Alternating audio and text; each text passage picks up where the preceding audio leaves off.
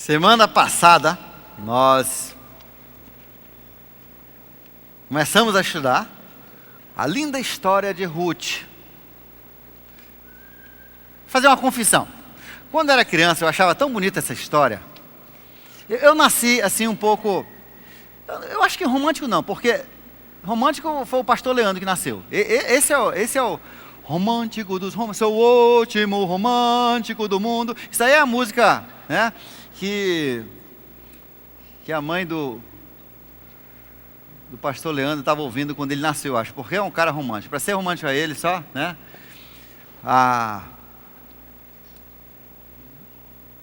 Mas eu nasci gostando de meninas. Entendeu?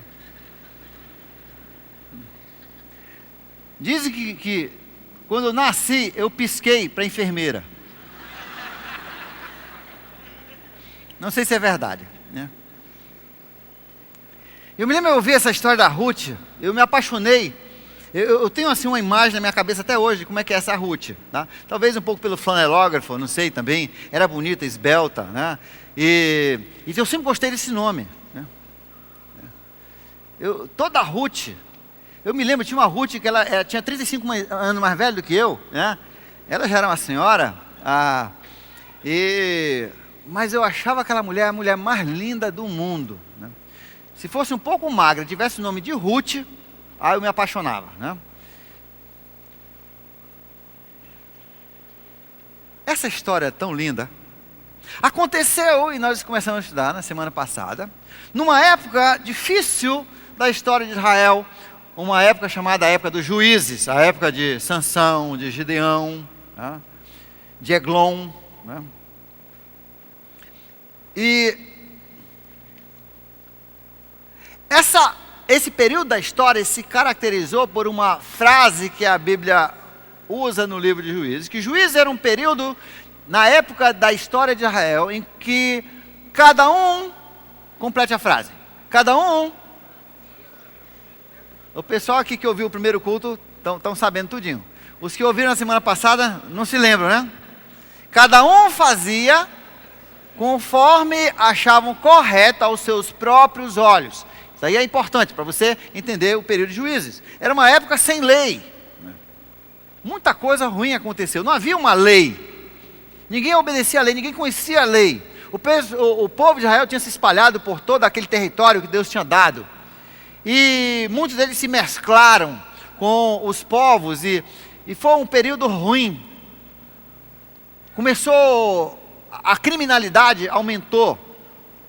E foi uma época difícil. Muitos assaltos, muitos roubos. Parece até um pouco a época aqui de Manaus, né? Onde cada um faz conforme acha correto aos seus próprios olhos. E foi nessa época que aconteceu essa história que a Bíblia intitula, né, como Ruth. Na verdade, é a história de uma família. E Ruth é a intrusa que termina levando o título do livro. E ela está aqui por vários motivos. Um, pelas lições que nós vamos aprender. Outro pelo... Tá bom aqui essa posição? É melhor aqui mais perto de mim.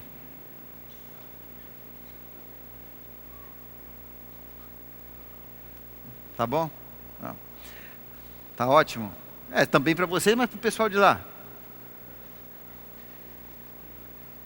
Sim, de qualquer forma, tá vendo? Onde cada um faz conforme lhe parece certo aos seus próprios olhos.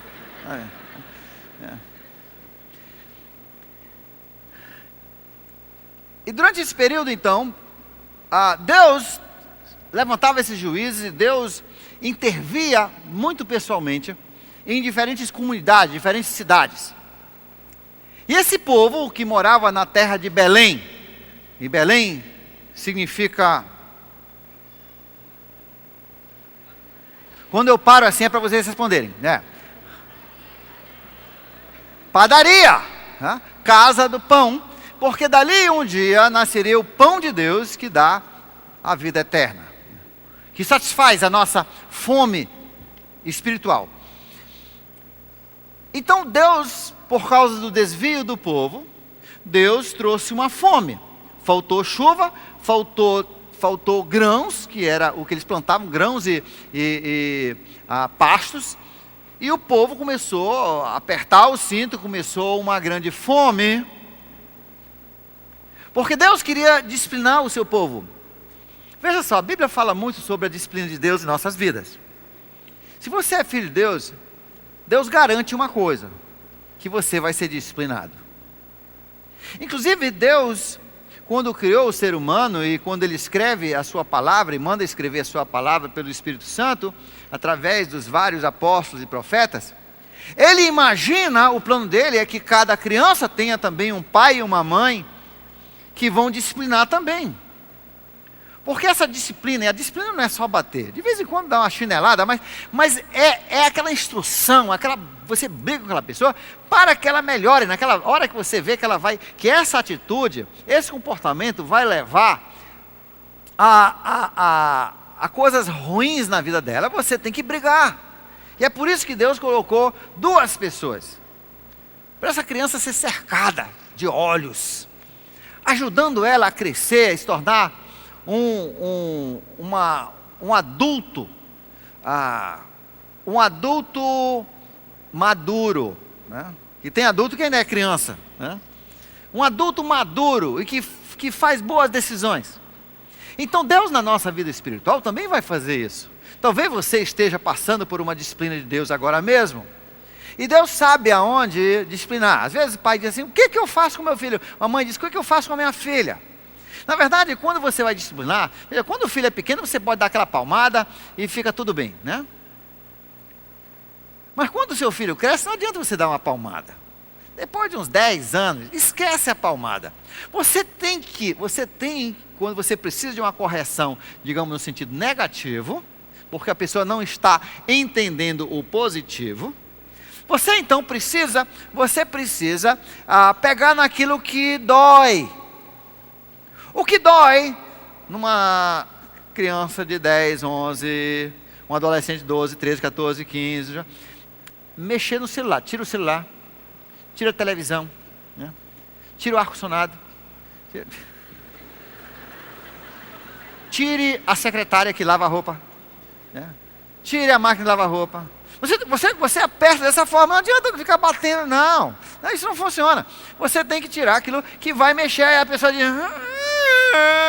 você tem que mexer onde dói, e Deus vai mexer onde dói. Quando Deus disciplina os seus filhos, Ele vai mexer aonde dói, e Deus sabe onde dói. Talvez é lá na sua família, talvez é nas suas finanças, talvez é na sua saúde. Onde é que dói? Você sabe onde é que dói? Eu sei onde dói a minha vida. E quando Deus começa a mexer naquela parte, sim, papai do céu, me desculpe, me perdoe, papai do céu, não faço mal não, papai do céu. Não. Porque eu aprendi muito novo. Meu pai era disciplinador. Hoje, com 86 anos, ele não é bravo como ele era. Mas meus pais me disciplinavam. Tudo que eu faço, tudo que eu tenho, se eu sou alguma coisa, eu devo a eles, né? Mas eles eram disciplinador. Caramba, o que eu levei de... Eu queria que meu pai fosse do chinelo, mas não era não, ele era do cinturão. De cinturada, ele tinha também uma vareta assim, uma vareta. Ai, que vareta, eu queria saber que madeira é aquela, porque não quebrava, não desgastava, né? Era um negócio impressionante, era flexível, chega você ouvir.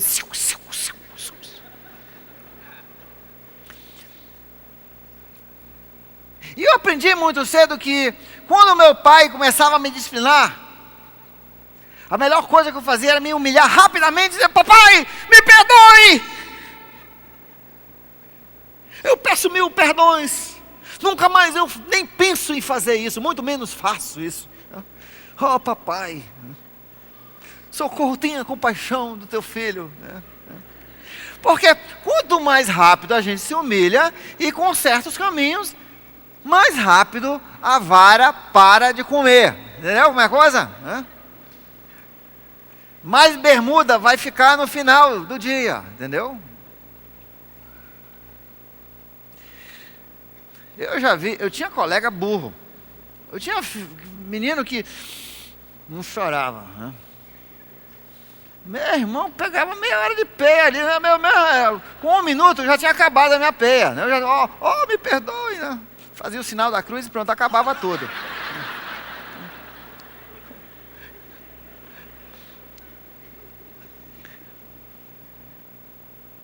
Deus só quer te corrigir. Isso pelo qual você passa é uma correção de Deus, bem possivelmente, e Deus só quer te corrigir. Em 1 Coríntios 11 ele diz, se nós nos autocorrigirmos, que é o que Ele quer, isso é sinal de maturidade, Ele não vai nem precisar bater em você. Quando você vê que está errado, você se corrige, pronto. Ficou por ali.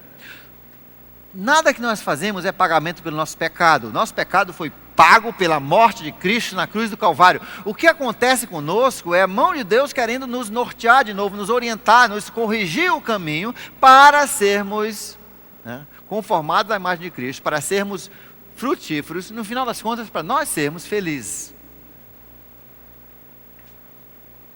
Na nossa história semana passada, você se lembra que tinha um homem chamado... Como era o nome dele mesmo?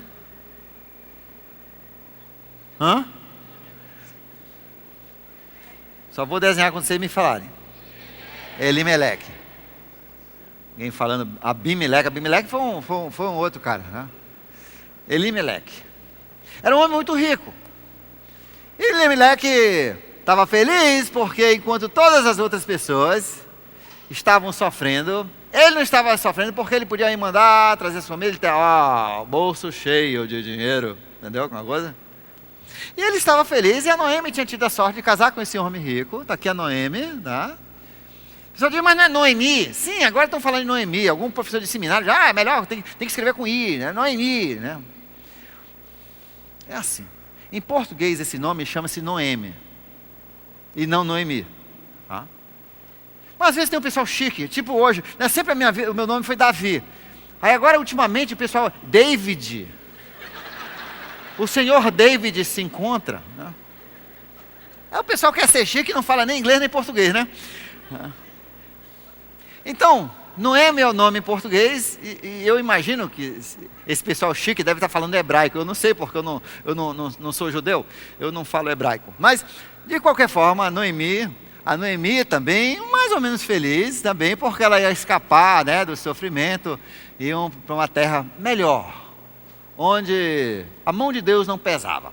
E tinham 2 filhos que estavam um pouco tristes, porque iam deixar os seus colegas, mas não estavam muito tristes não, porque estavam escapando da dificuldade de carregar água e das coisas difíceis. E o nome desses 2 garotos eram, como é que é mesmo? Malom e Quilion. Qual era o mais velho? Malom. Como é que eu sei que ele é o mais velho? Porque a Bíblia sempre fala o nome do filho mais velho primeiro, tá? E Malom e Quilion então foram com eles e foram para a terra de Moabe. Só tem um problema, Moabe era a terra do inimigo. Moabe era um país que Deus tinha mandado Israel exterminar, porque eles tinham sido um grande tropeço. Eles tinham envolvido os jovens de Israel num carnaval onde milhares deles se prostituíram. E Deus mandou o anjo da morte vir matar muitos deles, e nasceu muitos filhos, bastardos. Foi um negócio complicado. E lá esse homem, porque tinha dinheiro para fugir de Deus, ele foi para a terra de Moabe.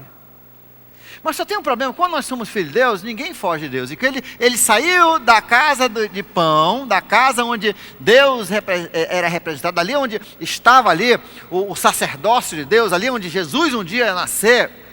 Ele saiu de lá e foi para a terra do inimigo de Deus. Ele foi para o mundão, ele foi para o mundinho. E sempre quando nós saímos da casa de Deus para resolver o nosso problema, preste atenção, sempre que você sair da casa de Deus para resolver o problema, você vai se dar mal.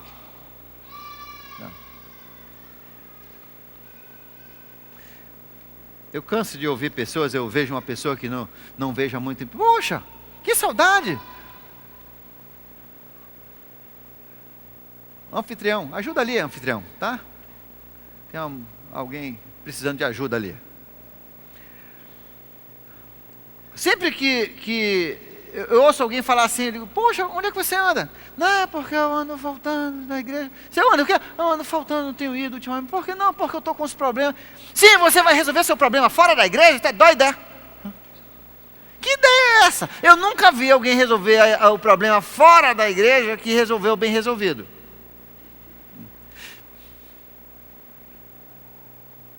Elimeleque, porque era cheio da grana, resolveu fugir da disciplina de Deus. Ele ia resolver o problema dele longe de Deus, ele ia dar um jeito, né? E lá na terra de Moabe, então a Bíblia diz que Elimeleque, olha só, Elimeleque, ficou esqueleto, não foi? Ficou magrinho. Isso aqui é Elimeleque, debaixo da terra, 7 palmos. Agora a felicidade da Noemi acabou. O que adianta um marido rico se ele estiver morto, né? E os 2 garotos também um pouco tristes, mas não tanto assim, porque eles encontraram o amor de suas vidas. E eles casaram. Malom casou com Ruth, uma moabita. E Quilion casou com outra moabita chamada Orfa. Boas meninas, excelentes meninas. Só tinha um problema. Qual era o problema? Não eram de Deus. E Deus proíbe esse casamento. Deus proíbe o casamento do filho dele com a filha de quem não é dele. Deus proíbe o casamento de cristão com não cristão, com aquele que tem Jesus como Senhor da sua vida, tem o Espírito Santo em sua vida, e aquele que não tem. Deus proíbe esse casamento. Eu diria que toda semana, pela média que eu pego, talvez numa semana não pegue, mas aí eu pego 3 direto. Eu aconselho geralmente mulheres que casaram com um moabita, alguém que não era da igreja, e hoje sofre as consequências, os filhos sofrem as consequências. Olha, gente, quando Deus fala as coisas é para o nosso bem. Quando nós fugimos de Deus, nós vamos se dar mal. Nós não vamos resolver o nosso problema. É isso, a história de Ruth nos ensina isso. E vamos complicar o nosso problema, porque agora isso vai mexer nos nossos filhos. Quantos pais nós temos aqui de adolescentes? Você é pai de adolescente? Levante a mão. Você está na mira do diabo. Satanás sabe que nessa idade em que você tem um adolescente, se ele conseguir tirar você nesse momento com uma outra mulher, criar um problema para você sair com outro homem, ele vai levar os seus filhos. Sempre o alvo de Satanás, nesse período em que os pais estão com adolescentes em casa, geralmente o pai está ali pelos 40, 45, aquela idade que ele começa a entrar no desespero, né? Ele começa a ver a calvície, né, os primeiros sinais de cabelo branco. Ele vê, se eu não pegar uma gatinha agora, nunca mais vou pegar, né? Ele pensa que está perdendo a masculinidade. E ele entra e fica assim apavorado, e sai, e quem sai ganhando é Satanás, quem sai perdendo são os filhos. Porque é o período crítico na vida do adolescente.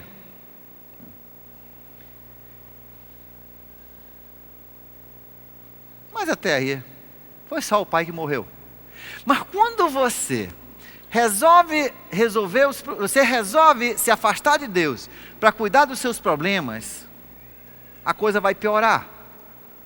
Vai piorar mais, e poderia alguma coisa piorar mais? Pode sim. Além do pai, né, além do Elimeleque morrer, agora nós temos mais 2 defuntos. Defunto número 2, Malom. Defunto número 3, Quilion. Agora o negócio pegou. Agora nós temos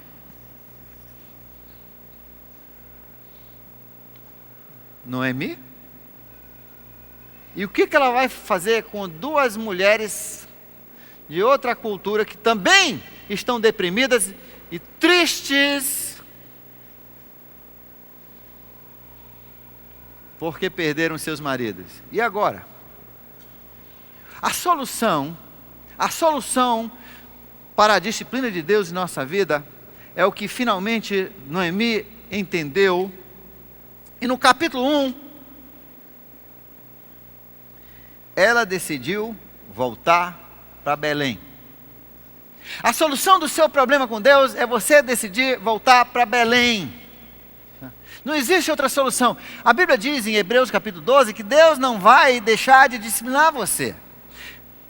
Deus não vai nunca te abandonar. Você que é filho, a Bíblia diz: nunca te abandonarei, nunca te deixarei. Isso significa que mesmo lá, no seu desvio, Ele vai continuar com você, mas Ele vai continuar batendo em você, Ele vai continuar disciplinando em você, Ele vai continuar machucando a sua vida, até você entender o recado, quebrantar o seu coração, amolecer o seu pescoço e voltar para a casa do pão. Foi isso que Noemi fez, e nós ouvimos, nós vimos na semana passada que, olha só, já mudou até o semblante dela. Você notou? Ela já ficou mais azul, as coisas já começaram a ficar mais azul. Ela não está sorrindo ainda, mas não está na média, nem triste, nem alegre. Mas decidiu voltar para Belém. E depois de muito lenga-lenga, a Ruth voltou com ela. A órfã resolveu não ir, mas a Ruth voltou com ela para a terra de Belém. E olha, quando as coisas vão mal em sua vida, quando Deus está disciplinando a sua vida, a decisão mais importante que você faz é voltar para a casa de Deus. Resolver sua questão com Deus. Deixe de fugir. No momento que você deixar de fugir, as coisas vão começar a melhorar. Então, ela resolveu voltar, e aqui começa agora o processo. É um processo, e veja só, às vezes nós queremos voltar e queremos que tudo se resolva. Não, foi uma caminhada, né? Na nossa vida é uma caminhada. Não foi um dia que você fugiu do Senhor, não vai ser um dia que você vai voltar para o Senhor. Mas no momento que você vira as suas costas para aquele lugar do seu desvio, já começa a sua bênção, ainda vai ser uma caminhada. Entenda isso.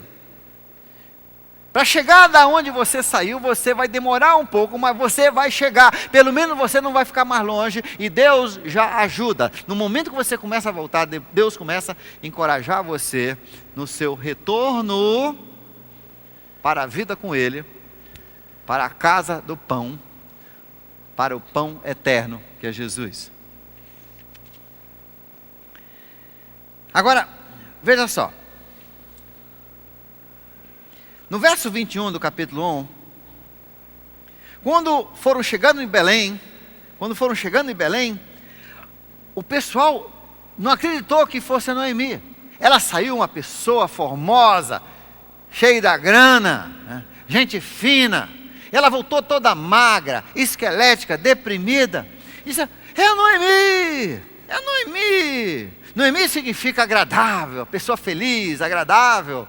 E ela disse: não me chama mais de Noemi, me chama de Mara. Mara significa triste, deprimida, amarga, chateada. Me chame de Mara, porque olha só o que diz: de mãos cheias eu parti, de mãos vazias o Senhor me trouxe de volta. Foi o Senhor que trouxe ele de volta, e é o Senhor que vai te trazer de volta. Se você é filho, não adianta correr.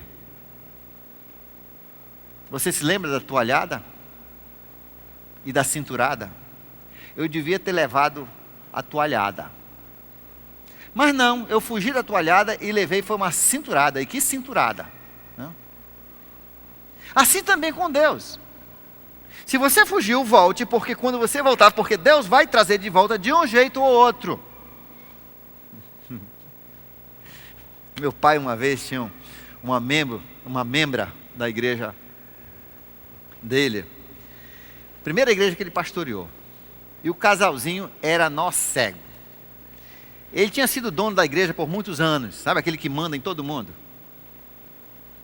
E lá na igreja tinha a igreja pequena, e tinha duas luzes de 40 watts. 2 luzes na igreja todinha de 40 watts. E esse homem, ele reclamava que disse que isso ia gastar muita energia. Tinha que botar 2 de 15. O bicho era nó cego. Ele ia, inclusive, só para fazer greve, ele ia para o culto quando tinha as luzes de 40 watts, para o pessoal poder ler a Bíblia. Ele ia com óculos escuros, porque estava muito claro à noite, lá no culto, com 2 lâmpadas. E em tudo ele emperrava, né? Em tudo ele atrapalhava. E um dia meu pai foi fazer uma visita, que eles ficaram furiosos, né?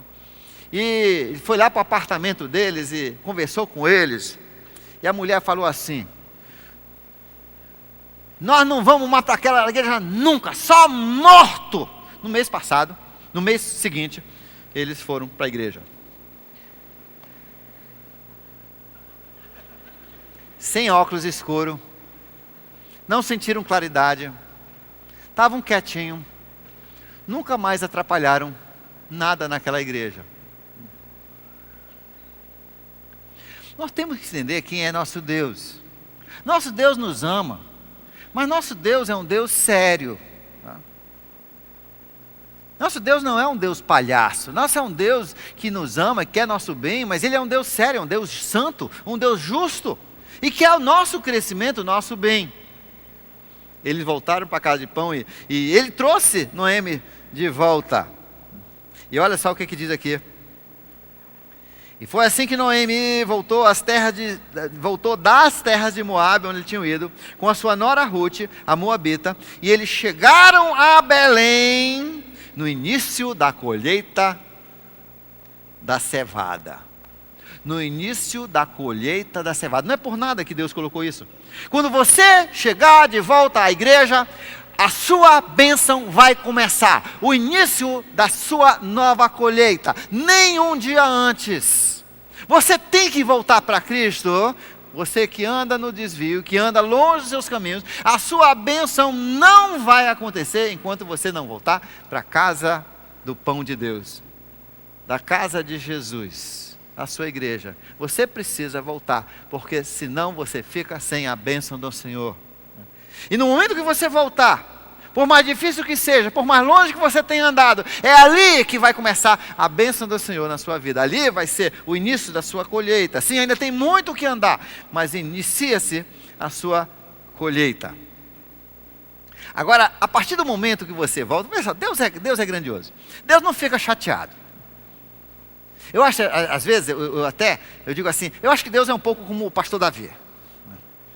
Eu não me comparo a Deus, mas nessa parte. Né? Quem me conhece, assim os pastores que trabalham comigo, e alguns outros, assim, o André, você ouviu o que ele falou, que leva uma, né?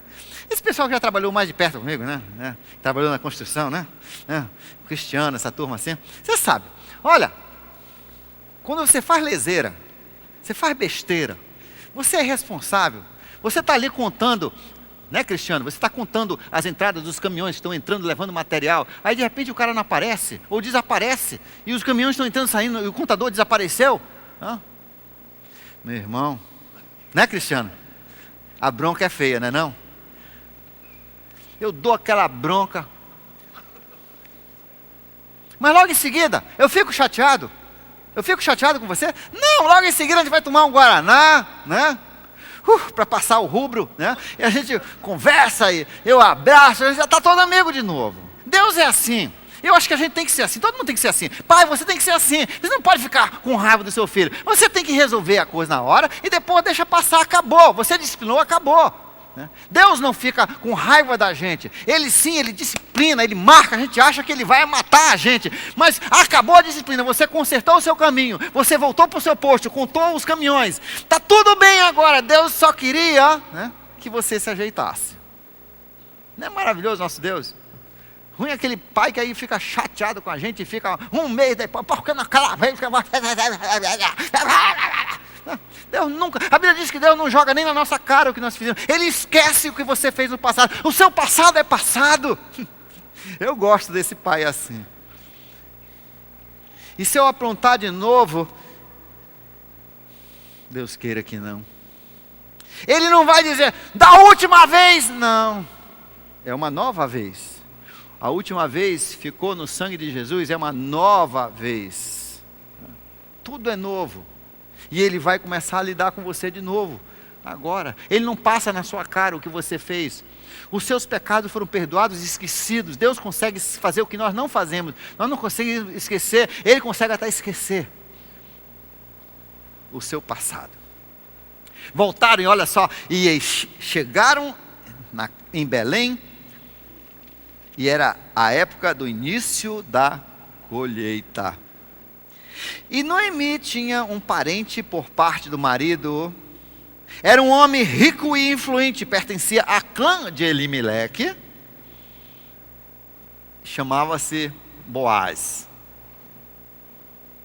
Deus já tinha preparado, Deus a trouxe de volta com aquela amargura, Deus a trouxe de volta com toda aquela tristeza, mas Deus já tinha preparado as coincidências, Deus já tinha preparado o plano dele para restaurar Noemi, Deus já preparou o seu plano para restaurar a sua vida, independente da profundeza da onde você mergulhou, do erro, do desvio que você teve. Deus já preparou, se você voltar para Ele, Ele já preparou as coincidências, as bênçãos, aquilo que vai acontecer na sua vida.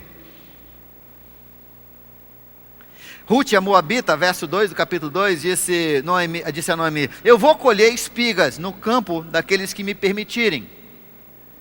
Deixa eu falar para aqueles que trabalham com o governo, aqueles que um dia vão trabalhar com o governo, aqueles que vão votar por governo.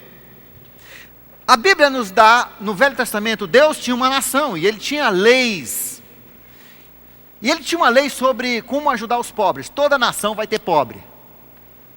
Pobre é relativo. Mas ser pobre num país rico é tão ruim quanto você ser pobre num país pobre. Porque tudo é relativo.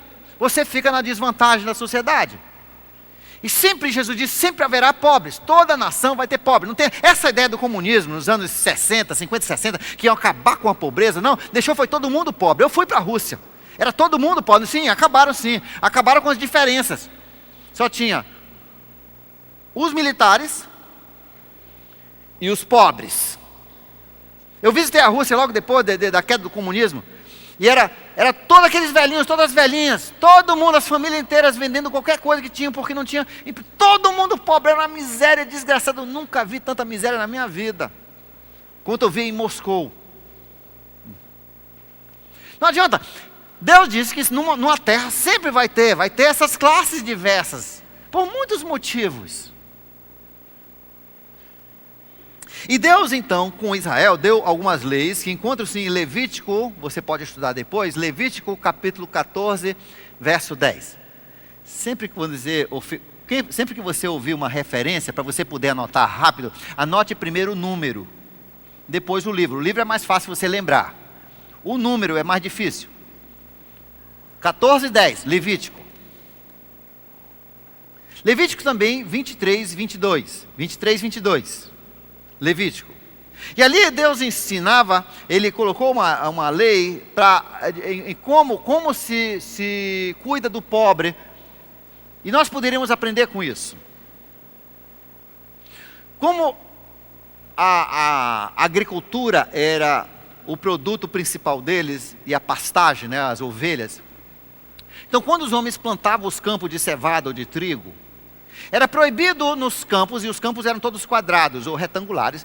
Quando chegavam no canto, os ceifeiros não podiam de uma certa área, não podiam então cortar o quadrado, eles tinham que cortar em redondo. Tinham que deixar aquele triângulo nos quatro cantos do terreno, para que os pobres pudessem ir lá e pegar trigo ou cevada.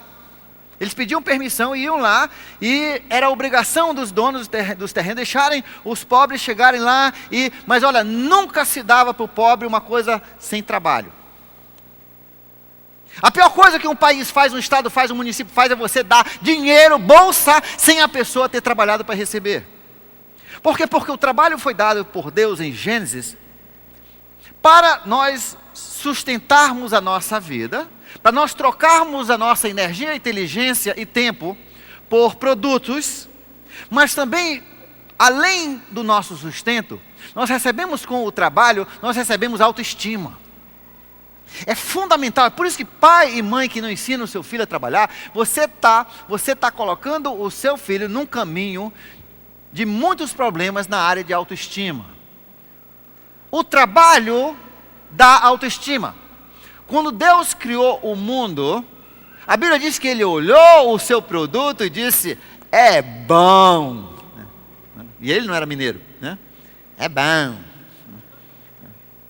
E a Bíblia diz que nós fomos criados na imagem dele, e parte da nossa autoimagem, a parte da autoimagem dos nossos filhos, é quando nós trabalhamos. Por isso que Deus diz, você tem que trabalhar. Você tem que trabalhar não somente para o seu sustento, até se você for rico, mesmo que você não precisar do dinheiro, você precisa trabalhar porque a sua autoestima, você não consegue construir autoestima verdadeiro sem trabalho.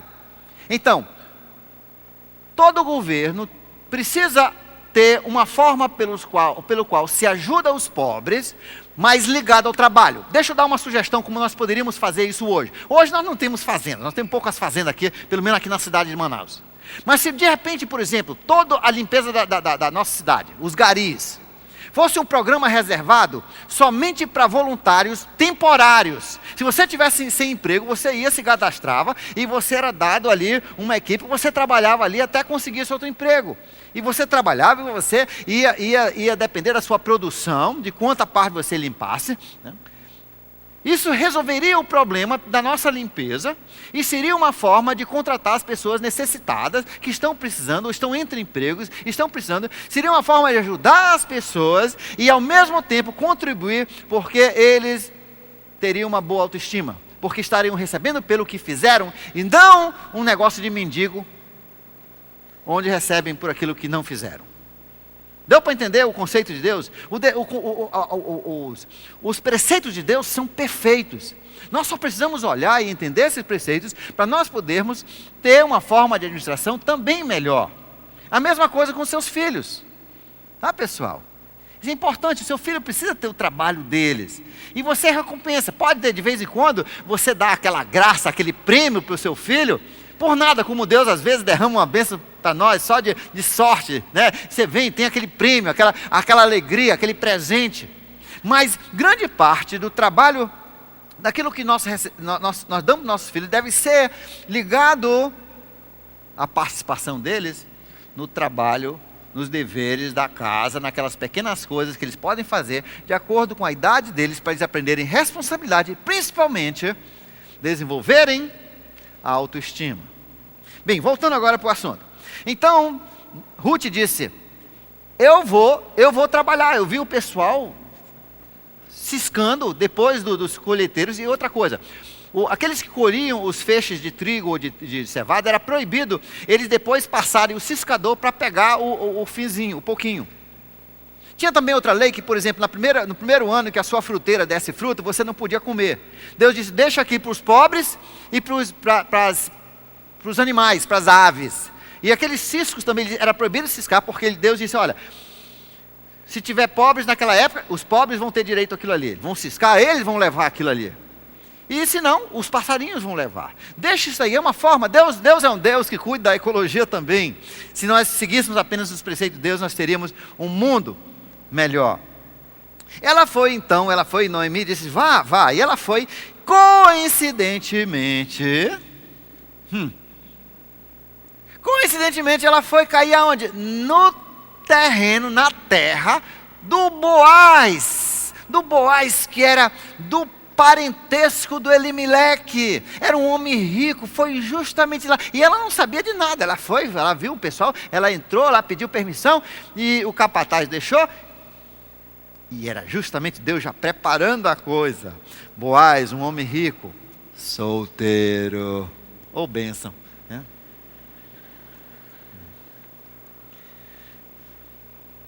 E foi justamente lá. Quando Boaz chegou, ele viu aquela mulher, que ele não conhecia todo mundo, era uma cidade pequena, e viu aquela pessoa nova e perguntou, quem é aquela mulher? Aí disse, é a Moabita que voltou com a Noemi. E ele ficou olhando e observou que ela era trabalhadora, que não tinha medo de trabalhar. E ficou olhando ali, ela trabalhando. Aí quando foi na hora do almoço, ele foi de novo lá. E aliás, antes ele disse, olha só, fique à vontade aqui, fica aqui no meu campo e fique conosco até terminar, porque em outros campos você pode não ter segurança aqui. E ele foi lá com os servos, ele disse, olha, se alguém tocar, se eu olhar para ela, eu mato. Foi mais ou menos assim a conversa dele. Eu acho que Deus já estava preparando a coincidência também, entendeu? E ele diz, olha, você fica com as servas aqui que vão atrás, fazendo esse trabalho, você fica à vontade e aqui você vai ficar bem protegida. Você vai ficar segura. Quando foi na hora do almoço, a Bíblia diz, e agora eu quero que todos os homens solteiros prestem atenção no que eu vou falar. Esse é o segredo de você conseguir uma esposa. Tá? Presta atenção. Tem um de vocês que as meninas não estão olhando para você, as namoradas não estão vindo, porque você não leu a Bíblia, você não entendeu como é que você consegue uma namorada. Eu vou explicar aqui como é que é feito. Tá? Olha só.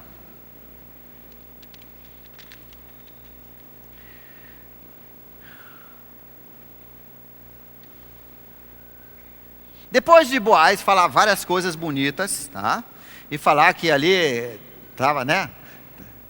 Ela podia colher, e falou que tinha ouvido boas coisas dela, e como ela estava cuidando muito bem da sogra dela, e falou essas coisas todas, e ainda falou assim, o Senhor te retribua, Ruth, o que você fez, ou você tem feito, que você seja ricamente recompensada pelo Senhor, o Deus de Israel, sob cujas asas você veio buscar refúgio. Você saiu da sua terra natal, longe do seu pai, da sua mãe, da sua terra natal, para viver com um povo que você não conhecia bem. Que o Senhor te retribua essa tua coragem de ter escolhido o Deus de Israel para se apoiar debaixo das suas águas, para você buscar refúgio debaixo de suas asas. Bem, na hora da refeição, preste atenção, rapazes que estão precisando de uma namorada. Na hora da refeição, Boaz lhe disse, venha cá, pegue um pedaço de pão e molhe no vinagre.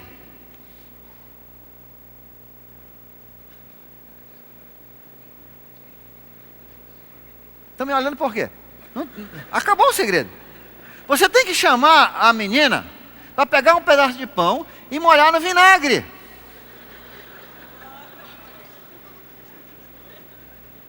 Não, hoje, o pão é um salgado, o vinagre é um barezinho. Olha só, você viu? Isso aqui é o símbolo. Isso é o símbolo. Isso aqui vai trazer uma namorada para a sua vida. Né? O que eu vou falar aqui? Deixa eu conversar com essas duas aqui. Você tem namorada? Não, não tem. Você tem namorado? Não tem.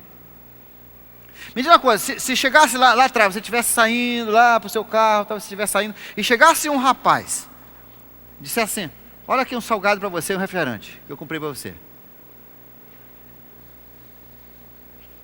Você não ia pensar duas vezes? Não, você ia comer, não ia comer? Ia comer. E depois você ia pensar em casa. Rapaz, aquele cara ali, interessante aquele rapaz, eu nunca tinha notado ele. Eu sempre achei ele assim muito comum, mas ele começa, né? Aí no seu sonho ele começa a ficar mais bonito. Né? Então, olha o segredo, olha só, homem, ó. Vinagre, pão. Tá? Todo mundo, todos esses que estão sem namorado, ó. Sem namorada, né? Pão e vinagre, tá bom? E ele deu e conversaram um pouquinho, né? Como é que a pessoa, quando você dá um refrigerante um salgado, como é que a pessoa não vai conversar com você um pouquinho?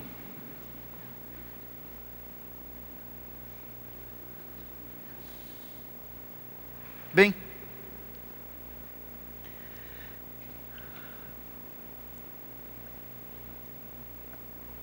Ruth voltou para a casa de Noemi com 22 litros. 22 litros de cevada. Porque Boaz, depois daquela refeição, ainda disse, chegou lá com os rapazes e disse, olha, é o seguinte, ela não é muito acostumada às nossas regras aqui, nossas leis aqui do nosso município. Então, de repente, ela pode errar, ela pode estar pegando cevada no lugar que não era para pegar. E não abre a sua boca, deixa ela pegar onde ela quiser. Não se metam com ela, senão vocês vão se meter comigo. Tá? Eu não quero ninguém, né, falando nada para ela. Inclusive, você que quer um aumento, quando você vê se ela estiver te seguindo, pegando, ciscando, cevada, e você vê que ela está perto de você, você ainda deixa cair. Na hora que você vai amarrar, você joga, caiu, eu não posso juntar. Joga mais um pouquinho para ela. A Noemi chegou assustada, como é que você conseguiu 22 litros num dia? Porque Deus havia preparado a bênção. Hoje à noite, eu não sei se você é a Noemi ou se você é a Ruth. Mas eu sei que o lugar certo para você ter a bênção do Senhor é a casa do pão do céu, que veio alimentar todas as nossas necessidades. É o pão que dá a vida eterna, do qual João fala. O pão que, se você comer esse pão, nunca mais você terá fome. E sim, você terá a vida eterna. Noemi era da casa de Deus e foi embora. Ruth não era da casa de Deus, mas juntas essas duas voltaram. Uma já tinha sido e saiu e voltou. E ali começaram as suas bênçãos. Ruth, que nunca tinha conhecido esse pão da vida, foi pela primeira vez, ela voltou pela primeira vez para buscar refúgio na casa de Deus. Hoje à noite, meu querido amigo, eu não sei qual dos dois você é, mas eu creio que hoje nós temos alguns e algumas Noemis, e alguns e algumas Ruths. Alguns que já foram e saíram, e a mão de Deus tem pesado sobre você. Ninguém imagina como está seu coração. Tudo isso porque Deus quer que você volte. E quando você voltar, a bênção do Senhor começará. Outros nunca foram. Outros nunca entregaram. Você nunca conheceu Jesus como seu Salvador e Senhor. Você nunca entregou a sua vida para Jesus pilotar a sua vida. Você nunca creu em Jesus, crendo no sangue dele, derramamento, na crucificação dele, pelos seus pecados, sua ressurreição ao terceiro dia, para pagar os seus pecados. Você nunca entregou a sua vida, você nunca disse, Jesus reina em mim, a minha vida é tua, Senhor. Você nunca fez isso. Você é a Ruth, mas hoje você pode vir para o pão da vida. Você pode ter vida eterna. Você pode ter perdão dos seus pecados. Você pode se tornar um filho de Deus. Você veio para o lugar certo. Hoje à noite, eu vou pedir que os pastores estejam aqui na frente, aqueles que me ajudam com aconselhamento. Pastor Leandro, Rosinaldo. Vamos espalhar aqui, as 4 alas. Se hoje à noite você é um ou uma Noemi, você andou longe, a mão de Deus tem pesado sobre você, volte hoje à noite, sua bênção vai começar. Se você é a Ruth e você nunca entregou a sua vida nem a primeira vez, você veio para o lugar certo. Entregue a sua vida a Jesus. Hoje à noite um garoto de 8 anos perguntou, ele disse, pastor, eu tenho uma pergunta, como é que eu sei qual é a igreja certa? Se eu tenho que ir para católica ou para crente, ou aqui para batista? Digo, olha, não é a igreja, eu expliquei para ele, não é a igreja. E eu falei, você crê em Jesus? Quem é Jesus? Fiz algumas perguntas. E você crê que ele morreu pelo seu pecado? Você crê que ele ressuscitou? Sim, Senhor. Você já falou para ele que você quer que ele tome a sua vida, que ele seja o rei da sua vida, que ele seja seu pai, que ele guie, seja o chefe da sua vida? Ele diz, já sim, Senhor. Digo, então você já está no caminho certo. Deus vai te mostrar a igreja certa. Talvez hoje você tenha que vir para cá porque seu pai só te traz para cá, ou teu tio, sei lá. Um dia você vai poder achar aquela igreja que se identifica com a palavra de Deus, você acha que vai ser aquela que vai ajudar você a crescer, mas o caminho certo é o caminho do pão da vida, o caminho de Jesus. Você veio para o lugar certo. Hoje à noite, Seja você um ou uma Noemi, seja você um ou uma Ruth. Enquanto nós cantarmos essa música, Jesus, você só precisa, Jesus. Eu vou pedir que, assim como Noemi teve que um dia decidir, eu vou sair de Moabe e vou voltar para a casa do pão, eu vou pedir que você saia do seu lugar. Como uma dramatização, um teatro daquilo que você está fazendo no seu coração. Você vai sair do seu lugar e você vem aqui na frente, vai pegar na mão de um desses pastores e vai dizer assim: eu saí, mas estou de volta. Se você é um ou uma Noemi. Eu nunca fui, mas hoje eu vim. Se você é uma Ruth, entrega a sua vida a Jesus. E Deus vai começar a sua bênção. Deus vai salvar você. Deus vai dar o pão da vida, porque o pão da vida é Jesus. Entregue a sua vida a Ele, para ser o Senhor e Salvador da sua vida. Enquanto nós cantamos, vamos ficar de pé. Já pode vir. Ruths e Noemis, hoje é o seu dia de sorte. As coincidências já vão começar.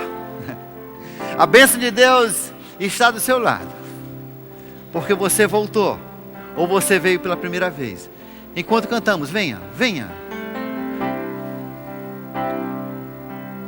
Você não precisa saber como orar. Você só precisa saber como voltar. Jesus. Que hoje, Noemis e Ruths da vida. O caminho é Belém. O caminho é o pão da vida. Sai do seu lugar. Volte para a casa de Deus. Se firme na casa de Deus. Venha pela primeira vez de Deus. Se firme. Procure a sua debaixo das asas do Senhor.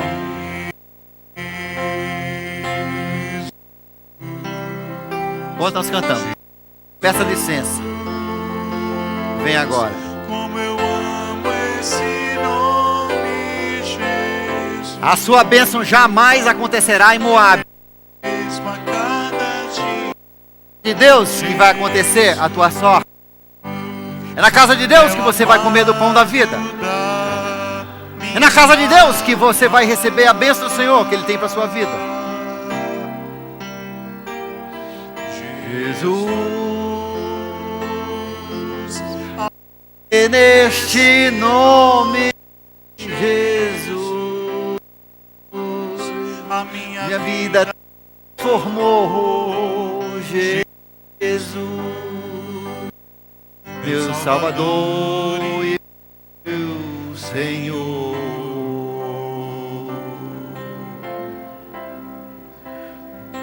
Você não precisa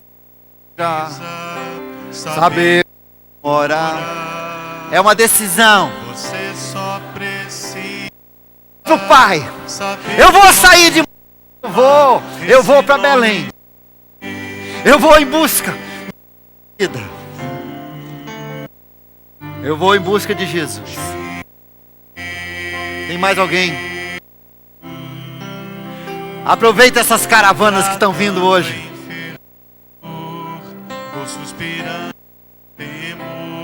Elimeleque nunca voltou. Malom nunca voltou. Quilion ficou enterrado na terra de Orfa. Teve a oportunidade de voltar. E nós nunca somos órfãos na eternidade. A Ruth, nós vamos um dia poder abraçar a Ruth, conversar com ela, falar sobre essa decisão de coragem, amor. E ela vai estar na eternidade, casa do pão. Por causa dessa decisão que ela tomou. 3 mil e poucos anos atrás. Ela comeu do pão da vida, recebeu Jesus em sua vida, se tornou da linhagem de Jesus. E você também pode. Só Deus está falando hoje. Você não precisa saber orar. Você só precisa saber voltar. Você só precisa saber amar. E Deus não vai se lembrar do seu passado. Você veio para o lugar certo. Em Jesus há perdão, em Jesus há bênção, em Jesus há vida eterna. Tem mais alguém antes de encerrar?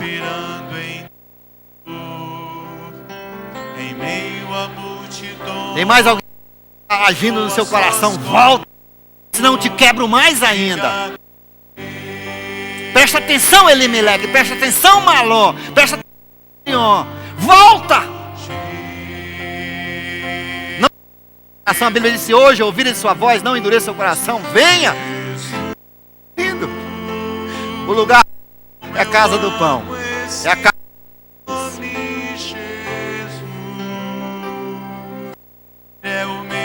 Era com você mesmo. Nós temos mais alguma órfã?